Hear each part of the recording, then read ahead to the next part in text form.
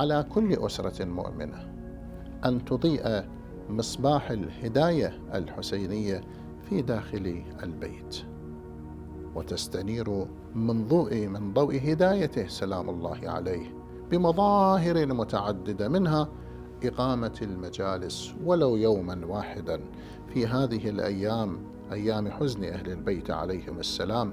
أدبنا جعفر بن محمد الصادق عليه السلام فيقول: أتجلسون وتحدثون؟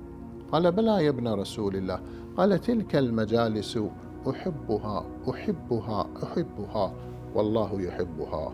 مجلس واحد مختصر في داخل البيت يكون عادة سنوية، ونختصر فيه ونقدم فيه ما يتيسر، ولو كان ضمن المنطقة فقط ومختصرا، ولو اقتصر على الأب والأم والأولاد، حتى نأخذ من بركاته وفيوضاته. هذه المجالس يحبها الله تعالى، فستكون مصدرا للبركة والخير ونزول الملائكة وقضاء الحوائج، ويتربى أولادنا في بيئة حسينية فيرتبطون بسيد الشهداء ارتباطا حقيقيا.